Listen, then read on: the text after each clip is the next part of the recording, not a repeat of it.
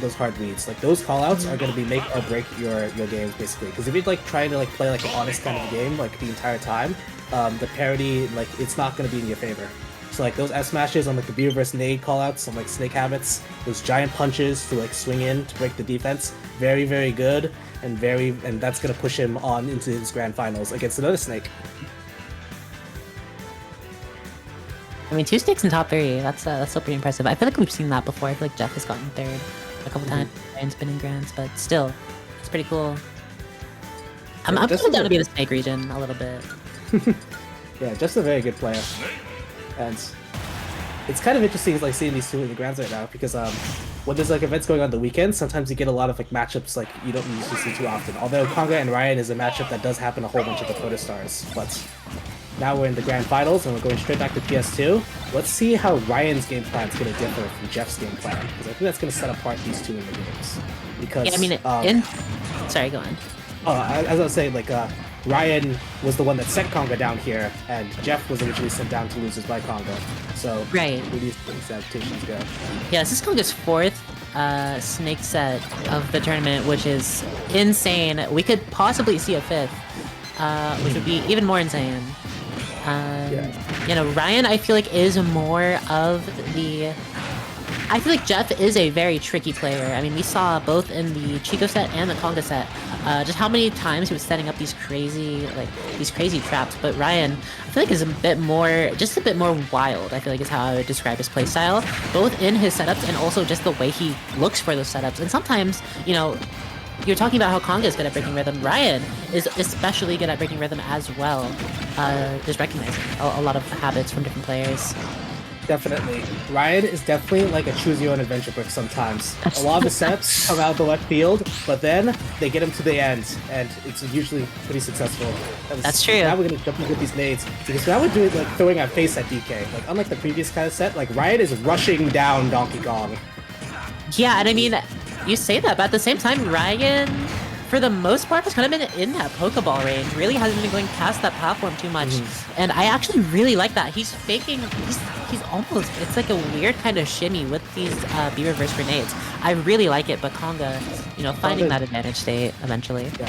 Konga recognizing that Cypher, if you're not going super duper high, like can be very punishable, because when you start picking like when you use Cypher, like your only real mix-up after a point is when you detach the Cypher, and they can become pretty linear if you have a strong enough hitbox to break Cypher. Oh, that was a crazy down air that could have exploded into the grenade. It could have comboed into the explosion, rather.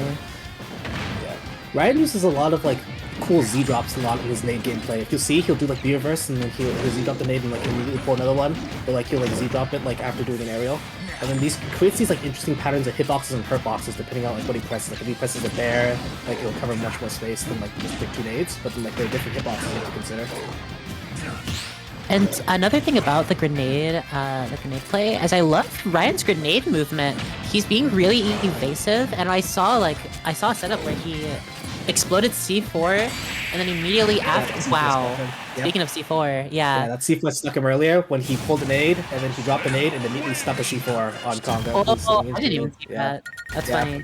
If you were watching, it was the doing the scramble when like the nade and he did the up air and Konga air dodged. He went to air dodge to plat, and C4 got stuck there. Yeah, no, Raiyhn just, I feel like is overwhelming the opponent mentally, is his game plan so much of the time, and it works so well.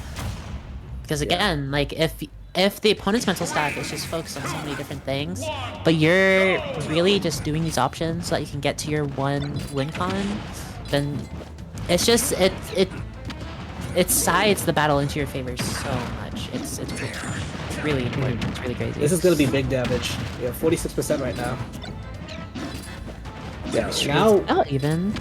Yeah, this is interesting, because now we're back on the FD field right now. Raiyhn is doing a lot of the nade stuff, but he's very confident with these anti-airs. You know, throwing out those nairs and those bears to cover DK trying to skip and try to jump to center. Oh, Konga calling out the attempt to kill and actually getting a kill of his own. That's the power of DK. When you go for that down tilt, there's a random % chance it can trip. And if you get that trip, you can get big things like Giant Punch, you can get grabbed into the ding-down ranges. It's insane. Yeah, I like this area, the kind of triangle that Raiyhn's trying to cover here. But Konga sneaking his way through. Yeah. Raiyhn's kind of a fighter when he goes into disadvantage a lot of the time. So like if you're seeing that he was like fighting out with the dares and things like that, more so than like traditional like air dodge or like nade kind of thing. So when Konga goes to like these preemptive like cover options, they're gonna get beat out obviously. But if Konga starts waiting for these aerials, it might potentially spell trouble and disadvantage going forward in this set. And I'll point it out next time it happens, but Raiyhn has been air dodging to ledge pretty much every time. And that air dodge is such a good option. It's like pretty much universally. I'd say most characters have a pretty good air dodge to ledge. But I'm just so curious on if Konga's ever gonna really call it out, because he's able to do it over and over, and he's doing it over and over because Konga's not calling it out. Yeah, I wonder if Konga's trying to hard save the week, because Konga's a very smart player, so he has to exactly. This. So he's trying to cash this out like in last stock, or like maybe do some light punishes, like maybe he'll start F-tilting the ledge potentially is an adaptation I think we might see. And that up air's gonna get it. Yeah, that up air, he spaces it so it hits Snake's legs, but it doesn't hit the nade. So it kills him, and he doesn't even take the damage from the nade. Very good play. And something too, I realized that like he recognized that he's in no danger of C4, because when Snake has C4 on the ground, they're actually pretty dang like not that good in the air, especially if you're good at hitting. There's the hand slap at the ledge we're talking about in the air dodge. Yeah, exactly. Not quite working this time, which is pretty unfortunate to spend your cash out on something that won't quite kill it, but still an advantage, still getting that damage. Yeah, now we're back to the set stage position. Raiyhn is trying to give his some set time right now. Konga is letting him, but he knows that unless a grenade is primed and coming at him, it is not actually a threat until it blows up. So he can catch those, he can let them like hit him, but like shield the explosion, or he can just back away. And that giant punch is -6 on shield, so Raiyhn tries to jump out of it, and he gets back aired on that jump. Very good callouts. Oh, looking for a little bit of something. That up tilt's so big, there's many options. Well, that Nair's gonna whiff, but now it's kind of a scramble situation. We're gonna be at the ledge. Snake and strong position jab locks you into the up smash. Not gonna kill, but that Nikita.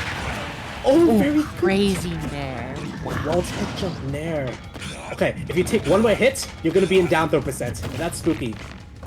The hit in question. Yeah, just go to the F tilt. Yeah.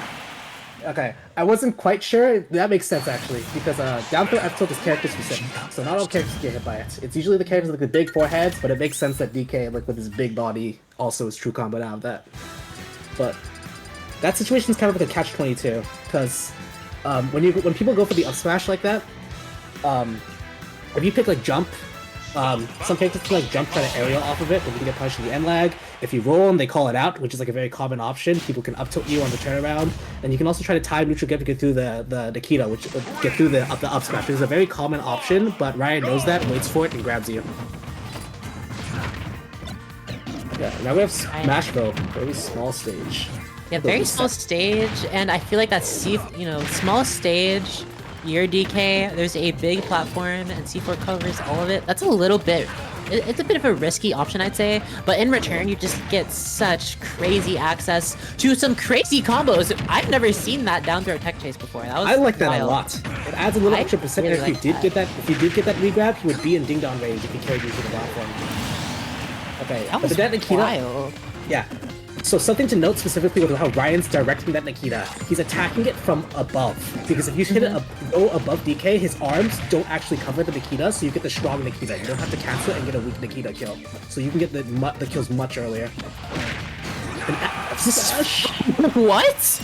I wonder if that hurtbox shift was intentional. I mean, I don't know why. No. I get the knowledge, because when Snake pulls nade, a mix-up they do is they pull nade and they do grab, because the grab cancels drops the nade and you grab them. So Konga sits there. If you steal a nade, the S smash will hit, and the nade will like bust him out of the hit lag. Sure, he takes 12%, but if you grab, you kill him. That was just so good on the side of Konga.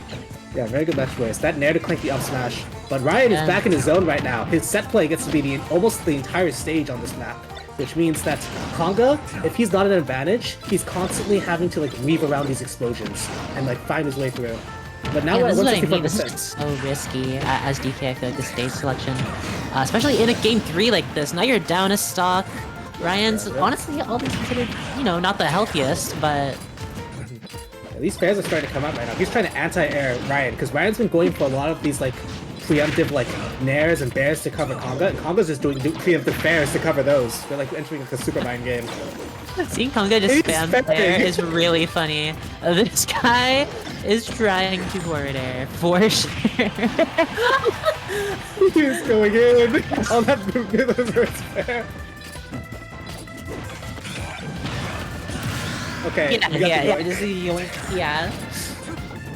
Okay, full charge. This is actually doable for Konga. This is quite doable. Okay, Nikita's gonna You go have to up spin and move this. down. Yep.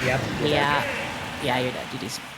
Yeah, that Nikita, like, placing and, like, driving is very brutal when you know that you can attack it from the top.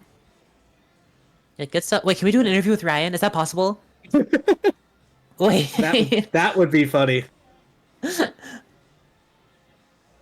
I don't think so at all. Okay, well, unlucky, but That is unfortunate. But congratulations to Raiyihn. yeah, Protostar. big congrats. Yeah, played just really well. I didn't really see. It's not much to critique from my end at least. You can definitely tell that both of these players have played each other a lot and have a lot of matchup knowledge, like in DK Snake in general, because of the counterplay they were doing, as well as their positioning and like their read choices and things like that.